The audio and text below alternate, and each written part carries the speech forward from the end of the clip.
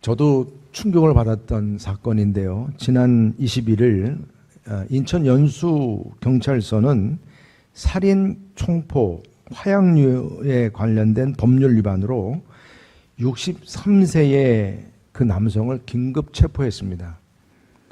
범행 당시 그는 그를 위해서 이제 생일 잔치를 그 아들이 차려주었고, 며느리와 또 손주 2명, 지인과 함께 있는 그 자리에서, 그 애들이 다 보는 자리에서 파이프로 만든 사제총으로 아들을 쏴서 죽였습니다. 물론 뭐 병원에 가서 이제 긴급했지만 이게 안 돼서 죽었는데, 그는 또 서울 도봉구 쌍문동에 70평짜리 아파트에 살았어요. 그리고 그 전처인, 이혼을 했으니까 전처인 경우는 여자분들이 잘 아시더라고요. 그 회사를 거의 준재벌급이더라고요. 그 아들도 뭐 미국에서 뭐 큰 사업을 하는지 바로 다음날 미국으로 가려고 그런 입장에 있었는데, 참. 그리고 또 서울 도봉구 그 집에는 시너가 담긴 페트병에 세제통에 우유통 같은 15개 정도가 다 연결시켜져 가지고 점화장치가 돼 있어서, 또 시간 그 타이머까지 돼 있어서 정오 12시면 폭발하게끔 돼 있었다는 거예요. 그걸 미리 이제 그거를 검거를 했기 때문에 그런 큰 사고는 터지지 않았습니다. 이게 다 가정 불화로 인한 일이라고 아마 아시는 분들은 다 아실 거예요. 너무나 참 사회적으로 참 부끄럽고 비참한 사건이었죠. 근데 제가 이러한 사건을 보면서도 그렇게 돈이 많은 집안인데 어찌 이런 일이 있을까 하면서, 또 제가 요즘 말씀을 생각 안 할 수가 없잖아요. 그래서 야, 세상은 음과 금 가지고도 안 되는 게 너무 많구나. 또다시 그 생각을 하게 됐습니다. 은과 금 너무 믿지 마십시오. 정말 문제가 많은 것도 우리가 알아야 된다는 거죠. 오늘 우리는 은과 금을 그토록 추구한 인생을 대표한 한 죄인의 모습으로 소개된 나면서부터 못 걷게 된 이, 사실 이 명사로 딱 주어진 좋은 단어가 없어요. 안진뱅이 이거밖에 없어서 제가 여러분들에게 안진뱅이라는 표현을 써서 듣기에 뭐 불편하신 분들은 뭐 이해를 하셔야 합니다. 어쩔 수 없어요. 우리나라 단어상 계속 제가 남에서부터 못 걷게 되니 계속 이렇게 말할 수는 없으니까, 그래서 이 안진뱅이가 자신의 인생의 문제를 은과 금이 아니라 나자렛 예수 그리스도 이름으로 해결받게 된 줄 믿으시기 바랍니다. 이때 안진뱅이는 발과 발목에 힘이 생겼고, 그래서 벌떡 일어나서 뛰면서 그 그림의 떡에 불과했던 성전 미문 안으로 들어가고 성전에서 하나님을 찬양하고 말입니다. 큰 기쁨 가운데서 그가 변화가 되었다는 거죠. 이게 사실 죄인이 변화된 삶의 대표적인 케이스를 보여준 거지 않습니까? 초대교회 당시에. 그래서 이 나은 사람, 이제 앞으로 이분을 나은 사람이라고 성경에 이렇게 나와 있으니까, 나은 사람과 이를 목격한 사람들이 어떤 반응을 보였는가가 오늘 주어진 질문입니다. 이 나은 사람은 먼저 어떤 반응을 보였는가?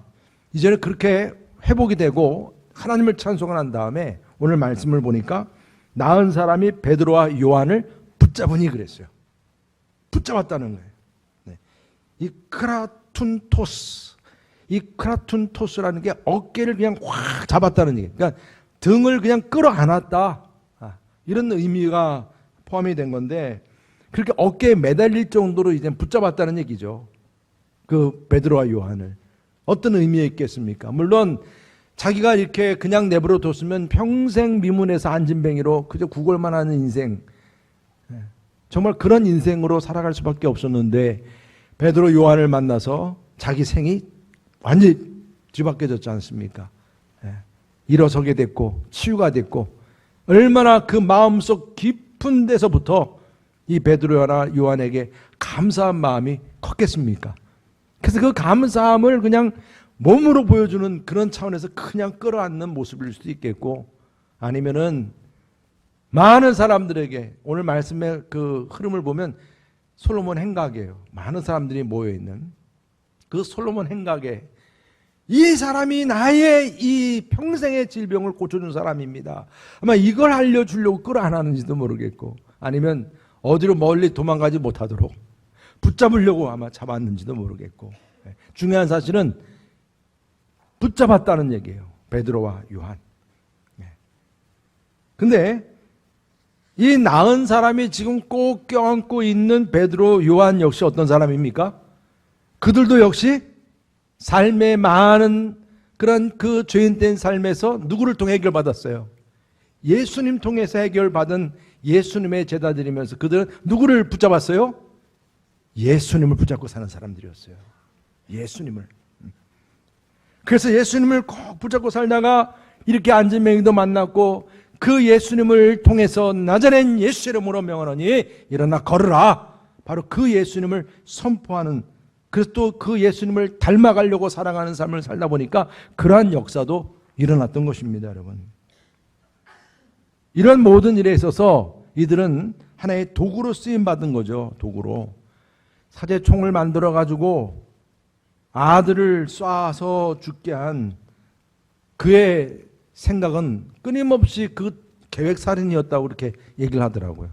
아예 이게 우발적인 게 아니었던 거예요. 다 작업을 했던 거예요. 그러니까 얼마나 생각을 했겠어요. 악한 생각을. 그 사람은 끊임없이 악한 생각을 붙잡은 거예요. 어떻게 하면 내가 이제 성공적으로 죽일까? 여러분, 우리가 누구를 쫓고 누구를 붙잡고 어떤 생각을 하느냐가 여러분들의 인생을 결정짓는 거 아십니까? 중요한 거죠. 어떤 불의함과 욕망에 사로잡혀서 끊임없이 그 불의와 욕망을 쫓고 그거를 붙잡는 사람은 그 삶의 불의와 욕망의 열매가 나오게 돼 있고요. 쾌락만 붙잡는 사람은 쾌락을 항상 따라가게 돼 있고요. 거짓된 사람을 붙잡는 사람은 거짓된 삶을 살게 돼 있는 거예요. 여러분, 룻은 그냥 그 자기가 사는 동네로 그 이방 땅으로 돌아갈 수 있었어요. 어머니 나오미가 그냥 거기서 살라고, 나는 이제 베들레헴으로 가겠다고. 그랬을 때 이 룻이 어떻게 했어요? 나는 어머님의 하나님이 나의 하나님 되기를 원한다고. 어머니를 내가 붙잡겠다고. 그리고 어머니를 붙잡고 베들레헴까지 따라간 거잖아요, 룻이. 그래서 거기서 보아스를 만났고, 보아스를 만남으로 인해서 예수님의 족보에 들어가는 이름이 됐죠. 유명케 되는 이름이 된 것입니다. 누구를 붙잡느냐가 중요한 거예요. 누구를 붙잡느냐가. 여러분들도 베드로와 요한을 붙잡은 그 나은 사람처럼, 또 진정한 예수 그리스도만을 붙잡고 나아갔던 베드로와 요한처럼 여러분들도 그 예수님을 붙잡고 살아가시기를 주님의 이름으로 축복합니다. 그리고 또 오늘 말씀 가운데 이 나은 사람을 목격한 사람들, 그들은 크게 놀라면서 솔로몬 행각에 모였다. 그래서 솔로몬 행각에 11절 말씀 보게 되면 모든 백성이 크게 놀라며 달려 나아가 솔로몬의 행각이라 불리는 행각에 모이거늘. 이 행각, 솔로몬 행각, 이거는 뭐냐면 많은 사람, 초대교회 당시 때 사람들이 모인 그런 장소였어요. 집회로 모인 자리. 여러 가지 의견들을 표현하고, 히랍 같은 경우, 그러니까 헬라 지역 같은 경우는 철학자들이 막 발표하고 막 그랬던 것처럼 이 솔로몬 행각에서 그러한 부분이었어요. 얼마나 사람들이 궁금했겠어요. 안진뱅이로 그렇게 손을 벌리고 있었던 때는 관심도 안 가졌던 사람들이 치유가 되고 회복이 된 그 안진뱅이를 보고서, 나은 사람 보고서는 그냥 눈이 둥그러져 가지고 다들, 자, 이거 어떻게 된 일인지 한번 우리 알아보자 해서 사람들이 다 모였던 거예요. 베드로가 어떤 사람이고 요한이 어떤 사람이고 저 나은 사람이 어떻게 저렇게 낫게 됐는지 한번 알아보자 해가지고 그들이 이 솔로몬 행각에 모였다는 것입니다. 모였다는 거예요. 네. 여러분, 관심을 이들이 갖게 되었다. 네. 관심을 갖게. 오늘 말씀 보니까 주목했다 이런 표현을 쓰고 있습니다. 주목을 했다. 네. 그러니까 여러분, 베드로가 이런 상황을 아주 귀한 상황으로 여겼죠. 바로 자기가 이제 연설할 수 있는 그런 기회를 얻게 되었다. 네. 많은 사람들의 관심을 불러들이고, 그래서 그때 비로소 뭔가 연설, 이 설교죠, 할 수 있는 그런 기회를 갖게 되었다. 전 여러분들에게도 이러한 기회와 은혜가 있기를 축복합니다. 왜냐하면 여러분들도 안진뱅이가 나은 사람과 다를 바 없잖아요. 우리도 나은 사람이잖아요. 예수님 만나서 구원받은 사람이지 않습니까? 안진뱅이라고 하는 이런 표현은 아니었지만 우리는 그보다 더한 죄인에게서 의인으로 우리는 변화된 사람 아닙니까? 그러면 뭔가 삶의 변화에 대해서 여러분들 주변에 사는 사람들이 저 누구 엄마 어떻게 된 거야? 누구 아빠 어떻게 된 거야? 그러면 관심을 가지고, 예전엔 관심도 없던 사람이 내가 변화된 모습에 관심을 갖는 그런 역사가 일어나길 축복합니다. 교회를 다녀도 어제나 오늘이나 별 다른 게 없이 그렇게 살아가면 안 되겠죠. 오늘 말씀은 그런 거 아니겠습니까? 그러니까 사람들의 관심이 폭발적으로 일어나는. 여러분들 역시 구원을 받고 나은 사람이 되었어요. 그래서 교회 나오신 거예요. 오늘도 그냥 여러분들 친구 따라서 그냥 강남 간다고 그냥 심심해서 오신 게 아니라고요. 내가 구원받았고 변화되었고 내 삶에 이렇게 귀하신 주님을 만남으로 인해서 내가 이렇게 와서 예배를 드리게 되었고, 예배만 드리나요? 봉사도 하시죠. 찬양도 하시고 교사도 하시고 주방도 봉사하고 청소도 봉사하고 주차장도 봉사하고. 여러분들 내가 교회 와서 예배 드린 것만 가지고 막 내 마음에서 이게 성에 안 차는 거예요. 내가 할 수 있는 대로 뭔가를 더 봉사하고 싶은 마음이 일어나는 게 다 뭡니까? 내가 쫓는 예수님을 닮고자 하는 그런 마음 때문에 이것저것을 여러분들이 감당하는 거죠. 여러분에게 이러한 놀라운 기적의 삶이 많은 사람들에게 관심을 가져오게 하고, 그런 가운데서 이처럼 오늘 베드로처럼 정말 뭔가 복음을 전할 수 있는 기회를 얻을 수 있는 우리 모두가 되시기를 주님의 이름으로 축복합니다. 할렐루야. 네, 교회를 다니면 교회 다니는 사람답게 뭔가 달라진 모습이 중요하다는 거죠.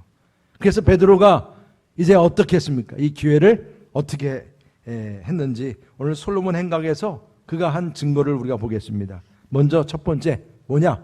이 기적은 나의 개인적인 권능이나 아니면 매일같이 성전으로 내가 들어가면서 기도하는 그런 경건의 생활로 인해서 된 일이 아니다. 딱 선을 분명히 긋습니다.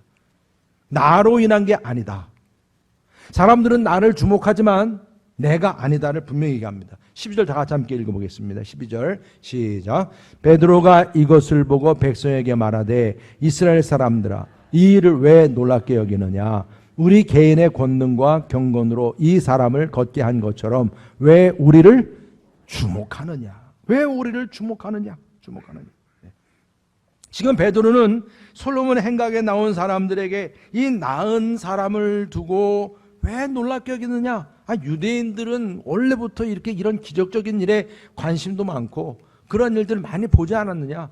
홍해부터 시작해서도 우리는 그런 걸 많이 보지 않았느냐? 근데 왜 유독 이렇게 특별한 관심을 이렇게 보이느냐? 이렇게 선천적으로 나면서부터 앉은 그런 이 사람, 그가 회복이 되는 데 있어서 사람들은 너무나 경의에 찬 거예요. 너무나 놀라운 거예요. 그래서 거기에 대해서 그 시선이 베드로에게 갔지만 베드로는 나에게로 시선을 돌리지 마라. 그 시선을 누구에게 돌리게 하는 거예요? 예수님께로 돌리라. 예수님께로. 즉 그러한 의미에서 그가 이제는 그 복음을 전하고자 준비를 하고 있는 거죠. 우리가 마시는 물은 수도관을 통해서 우리가 물을 마시잖아요. 근데 수도관이 물이 될 수가 없는 거예요. 수도관이 물로 탈 수 없는 거예요. 어디까지나 물을 집까지 올 수 있게끔 하나의 도구 역할만 한 거지 물은 아니에요. 우리가 어떤 큰 일을 이루었고 뭔가 내가 어떤 봉사를 하고 내가 이렇게 교회에서 많은 영향력을 행사하고 막 좌지우지하고 막 그랬다고 그래서 내가 예수님이 아니에요. 내가 하나님이 아니에요. 그렇죠? 우리는 도구일 뿐인 거예요. 제가 유재근 목사, 담임 목사, 여러분 제가 우리 교회 담임 목사예요. 본질적으로는 예수님이 담임 목사죠. 여러분 저도 그렇고 장로님도 그렇고 권사님, 집사님, 성도님 다 뭐예요? 우린 파이프 같은 도구일 뿐이에요. 하나님의 능력을 부어지게끔 하고 하나님의 역사가 이루어지게 하고 하나님의 뜻이 이 땅에 이루어지도록 하기 위한 도구로 우리는 쓰임받는 줄 믿으시기 바랍니다. 여러분 그걸 우리가 베드로가 분명히 얘기해요. 나는 도구에 불과하다. 나는 예수 그리스도 그분을 쫓으면서 예수 그리스도의 이름으로 일어나 걸으라고 예수 그리스도의 능력을 내가 선포하고 그분을 알린 것뿐이지 내가 이 안진뱅이를 고친 건 아니다. 그 분명하게 그 시선을 주님께로 돌리게 한 것을 볼 수가 있습니다. 그러면서 그 예수님이 어떤 분이냐? 바로 하나님. 그 하나님도 아브라함과 이삭과 야곱의 하나님이라고 분명히 얘기합니다. 이거는 구약시대 때 너희 유대인들이 가장 존중하고 아주 두렵게 여길 정도로 그렇게 조상 대대로 믿어왔던 하나님, 다른 분이 아니야. 그 하나님께서 아브라함과 이삭과 야곱의 하나님께서 예수님을 영화롭게 했다는 거죠. 영화롭게 했다. 그래서 이 베드로가 이 13절 우리 다 같이 한번 읽어볼까요? 13절 말씀 시작. 아브라함과 이삭과 야곱의 하나님 곧 우리 조상의 하나님이 그의 종 예수를 영화롭게 하셨느니라. 아멘. 하나님께서는 예수님을 땅에 종으로 오게 하셨지 않았습니까? 그렇죠? 당신의 뜻을 성취할 종으로 이 땅에 보내신 거예요. 근데 그 예수님을 보내신 하나님은 어떤 하나님이냐? 아브라함과 이삭과 야곱의 하나님이라. 이건 유대인들이 요 하나님에 대해서만 얘기하면 꼭박 죽습니다. 당연히 자기들이 가장 믿는 하나님이시니까. 근데 여기 지금 예수님을 자기들은 우습게 여겼지만 하나님께서 예수님을 영화롭게 하셨다는 것을 분명히 짚고 넘어가는 거예요. 그래서 아브라함과 이삭과 야곱의 하나님이라 라고 하는 이 표현이 어디에 나왔느냐? 그것은 모세가 40년 동안 미디안 광야에서 이제 숨어 살다가 거기서 훈련을 받고 80세 노인이 되었을 때 하나님께서는 이스라엘에서 노예로 이제 살고 있는 이스라엘 백성들을 구원해 내라는 사명으로 이제 부름을 받게 됩니다. 모세가. 이때 모세에게 뭐라고 얘기했냐면 너가 가서 혹시 너의 뒷배가 누구냐? 누가 너를 보냈냐 하면 아브라함과 이삭과 야곱의 하나님 보냈다 해라. 이 말씀이 처음으로 출애굽기에 나오는 겁니다. 우리 다 같이 3장 15절 다 같이 한번 읽어보겠습니다. 시작. 하나님이 또 모세에게 이르시되 너는 이스라엘 자손에게 이같이 이르기를 너희 조상의 하나님 여호와 곧 아브라함의 하나님 이삭의 하나님 야곱의 하나님께서 나를 너에게 보내셨다 하라. 이는 나의 영원한 이름이요 대대로 기억할 나의 칭혼이라. 영원한 나의 이름이라고 그랬어요. 영원한 나의 이름. 그러니까 지금까지도 하나님이시라는 얘기죠. 앞으로도요. 네, 앞으로도요. 네. 그러니까 누가 뭐라고 그래도 이 하나님은 과거, 현재, 미래, 앞으로도 영원한 하나님이시라. 그 하나님이심을 우리에게 말씀하신 거고 지금 이 베드로가 그 하나님을 얘기한 거예요. 그 하나님께서 예수님을 영화롭게 했다. 근데 그 하나님에 대해서 1450년 이후에 예수님도 또 말씀하신 거예요. 살아계신 하나님으로. 마태복음 22장 30절 다 같이 한번 읽어보겠습니다. 시작. 나는 아브라함의 하나님이요 이삭의 하나님이요 야곱의 하나님이로라 하신 것을 읽어보지 못하였느냐? 이 하나님은 죽은 자의 하나님이 아니요 살아있는 자의 하나님이시니라 하시니. 예수님께서 살아있는 자의 하나님이시라. 네. 아브라함이 살아있을 때 하나님, 이삭이 살아있을 때 하나님, 또한 야곱이 살아있을 때 하나님. 그런데 아브라함은 죽었어요 안 죽었어요? 죽어 썩었어요. 이삭도 죽어 썩었어요. 네. 야곱도 죽어 썩었어요. 여러분 지금 우리 조상 대대로 그 하나님을 믿고 그러나 사람들은 다 죽었어요. 그리고 지금 우리가 하나님을 믿어요. 또 앞으로 우리들의 자녀들, 자손, 손자, 증손 다 그들도 또 그들의 하나님이 되시는 거예요.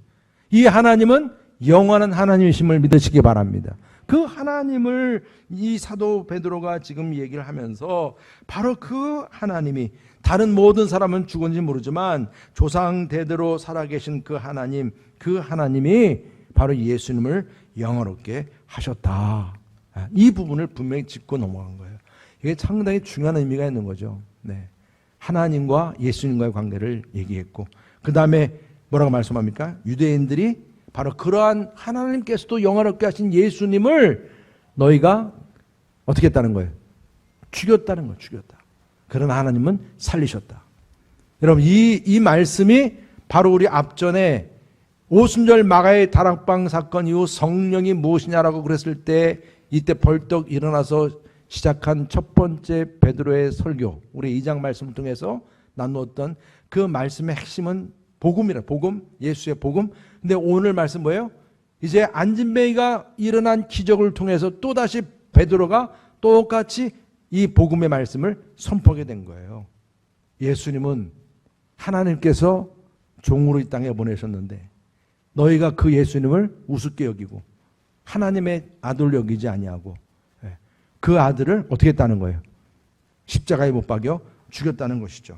네, 그래서 13절 10절 다시 한번 읽어보겠습니다. 시작. 너희가 그를 넘겨주고 빌라도가 놓아 주기로 결의한 것을 너희가 그 앞에서 거부하였으니 너희가 거룩하고 의로운 일을 거부하고 도리어 살인한 사람을 놓아주기를 구하여 생명의 주를 죽였도다. 이것이 너희 유대인들의 가장 큰 죄라는 사실을 드러낸 거예요. 얼마나 충격입니까?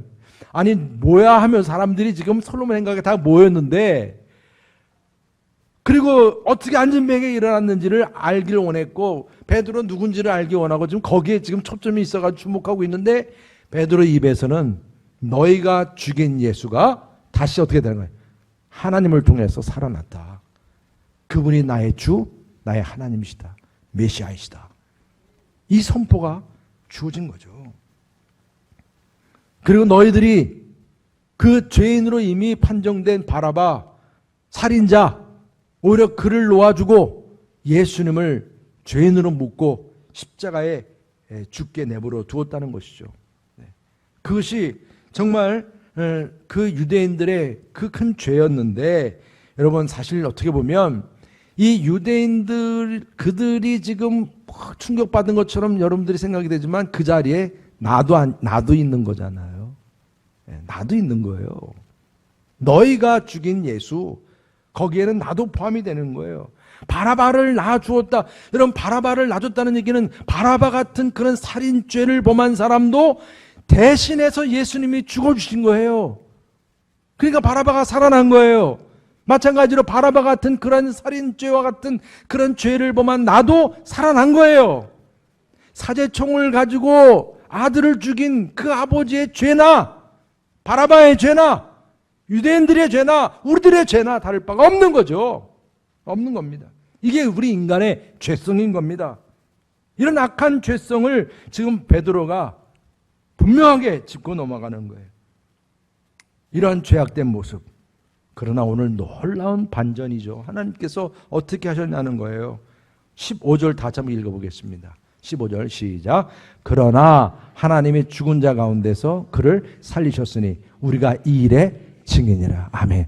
이 베드로와 요한역 자기도 이러한 죄인에 불과했던 사람이었는데 예수님께서 그렇게 죽으심으로 모든 죄값을 갚으시고 그분이 다시 살아나심으로 인해서 우리의 모든 죄의 문제가 해결되었고 구원받았고 안진뱅이가 일어난 것처럼 내 삶이 다시 살아났고 일어나게 되었다.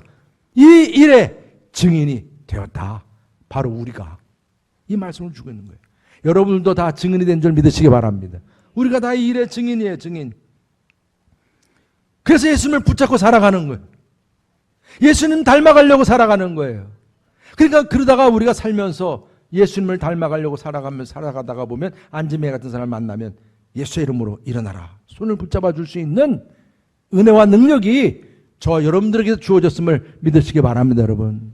이게 얼마나 큰 은혜입니까? 지금 베드로는 나은 사람에게 일어난 기적과 사람들이 열렬한 관심을 가지고 있는 그 부분에 대해서 내가 이렇게 해서가 아니라 오직 예수 그리스도만이 할 수 있는 일임을 드러내고 그 예수님을 높이고 하나님도 영화롭게 했듯이 예수님을 높이고 그런 가운데 그 복음을 전파할 기회로 여겼다는 것이죠.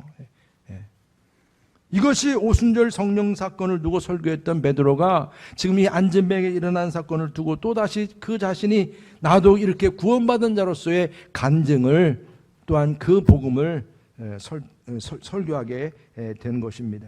이런 기적 같은 일이 복음 전도의 매체가 된 거죠. 저는 여러분들에게도 마찬가지로 이러한 간증과 이런 복음 전도의 기회가 주어졌을 때 담대하게 복음을 전할 수 있는 저와 여러분 되시기를 주님의 이름으로 축복합니다. 여러분, 솔로몬이 솔로몬 행각에서 전했던 그 메시지, 저는 우리 여러분 교회가 솔로몬 행각이 되고 그래서 이곳에서 함께 복음을 나누고 그래서 이곳에 왔던 영혼들이 다시 살아나고 구원받고 언제든지 준비된 대로 또 그들에게 복음을 전할 수 있는 준비, 베드로처럼 그런 준비가 될 수 있는 저와 여러분 되시기를 주의 이름으로 축복합니다. 여러분. 그리고 마지막으로 예수 그리스도의 이름을 믿음으로 말미암아 이 안진뱅이가 완전히 나았다는 사실을 말씀하고 있는 거예요. 그냥 다른 데 있지 않다는 거예요. 오로지 예수 그리스도의 이름을 믿었다는 거예요. 안진뱅이가 그러니까 믿었다는 걸 우리가 이 말씀을 통해서 알 수 있는 거죠. 베드로와 요한의 순종과 믿음도 있었지만 안진뱅이도 믿었던 거예요. 이제 변화가 된 거예요. 그러니까 베드로와 요한을 붙잡은 거죠. 믿음으로. 우리 16절 다 같이 함께 읽겠습니다. 16절 시작. 그 이름을 믿음으로 그 이름이 너희가 보고 아는 이 사람을 성하게 하였나니 예수로 말미암아 난 믿음이 너희 모든 사람 앞에서 이같이 완전히 낫게 하였느니라. 누구로 말미암아? 예수로 말미암아 난 믿음이라 그랬어요. 할렐루야. 여러분 옆에 분들에서 축복하시죠. 예수로 말미암아 난 믿음이 충만하시기 바랍니다. 예수로 말미암아 난 믿음이 충만하시기를 바랍니다. 아멘이시죠? 그게 우리를 온전하게 치유하고 온전하게 낫게 했다는 거예요. 내 삶을 변화시켰다는 겁니다. 여러분들에게 주어진 믿음이 바로 그런 믿음이에요.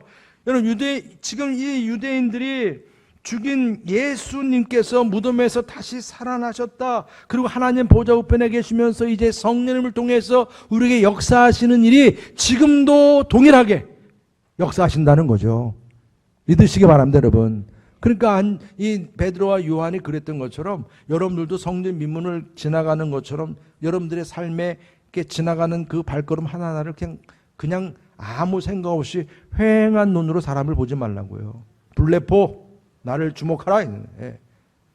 이제는 여러분들이 바라보는 눈 하나하나가 뭔가 그 사람의 영혼을 바라보고 그 영혼을 불쌍히 여기며 바라보고 그래서 그 영혼이 이제는 그 모든 문제를 해결받고 치유되고 새롭게 나처럼 이제는 변화된 주님을 쫓는 자가 될 것이다.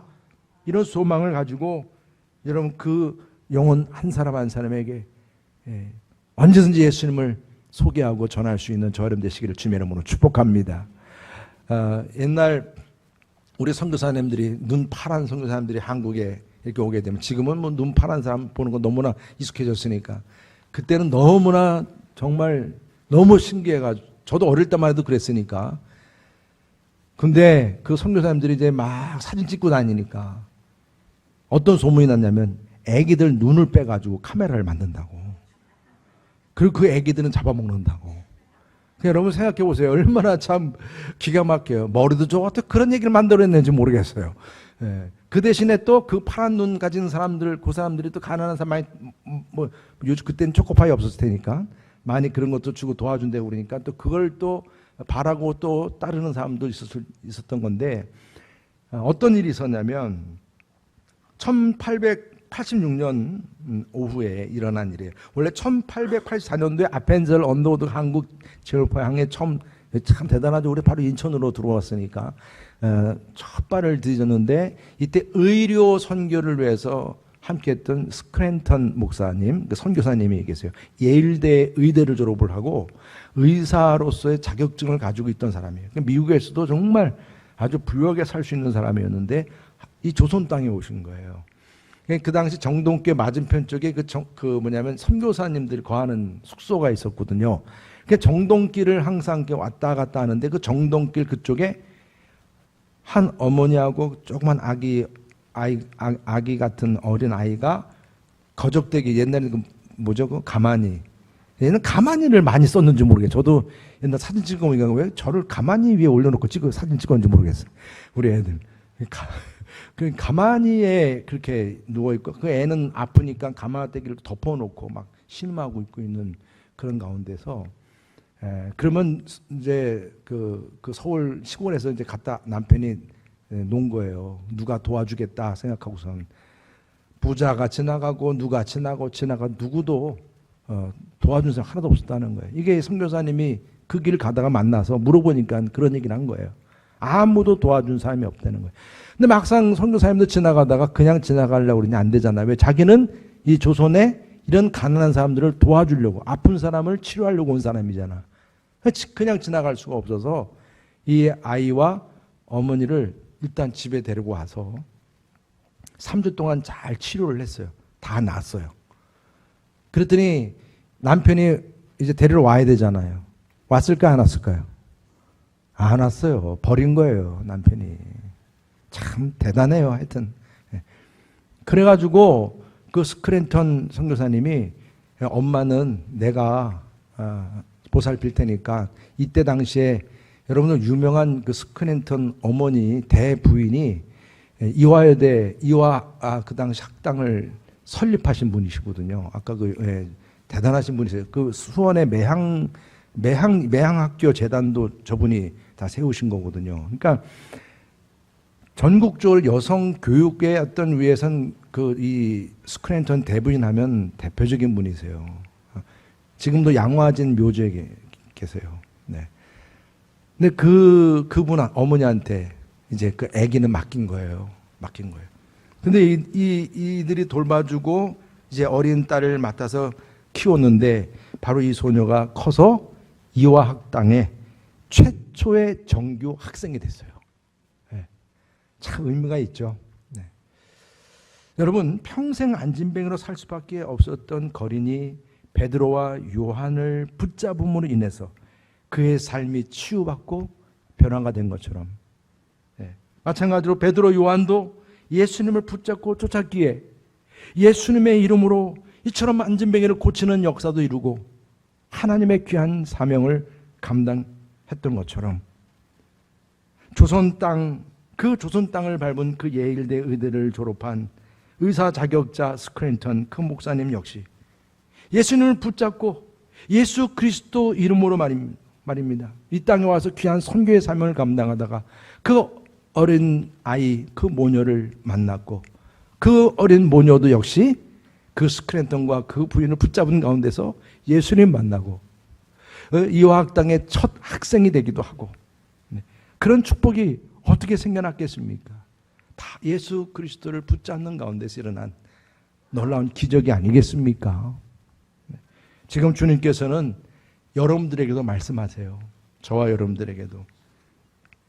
여러분들의 등과 여러분들의 손을 세상 속에서 안진뱅이처럼 무력하게 살아가는 영혼들이 붙잡을 수 있도록, 또 여러분들을 껴안을 수 있는 등이 되게 하라고 말씀하세요.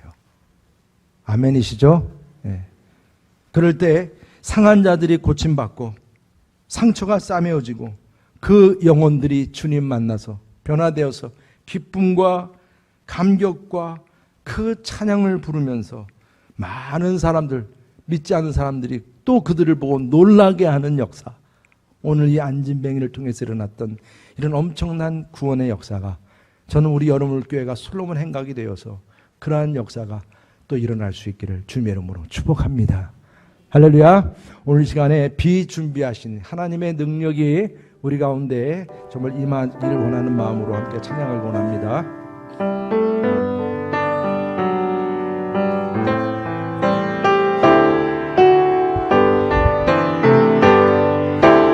우리 주님 위대하며 능력이 많으시도다. 그의 지혜 무궁하며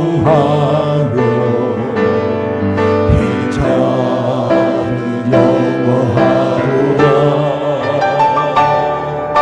상한 자를 고치시며 상처를 싸매시도다.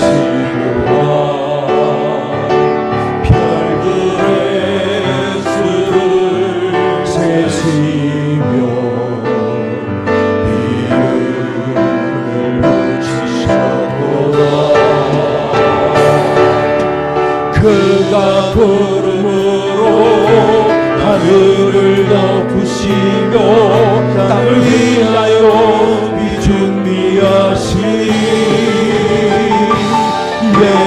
예루살렘아 여호와를 찬송할지어다. 내 하나님을 감사함으로 그 앞에 나가며 주님의 앞에 일어나셔서 그가 구름으로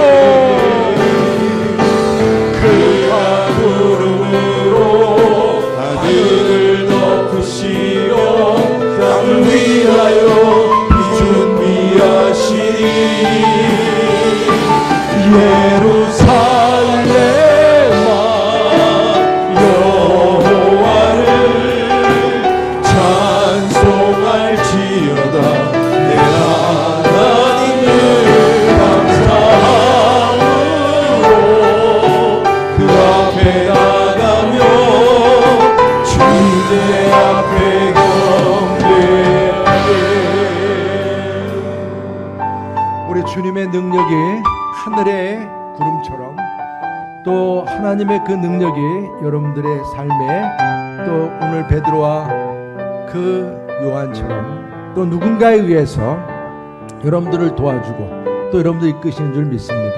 또 여러분들 역시 그 안지메가 베드로와 요한을 붙잡았듯이 그 붙잡혔던 그 베드로 요한의 등처럼 말입니다.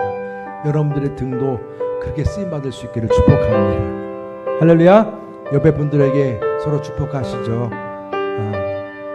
우리 여러분의 등이 쓰임받길 원합니다. 서로 축복하시죠. 당신의 등이 한 영혼을 위해 쓰임받기를 원합니다.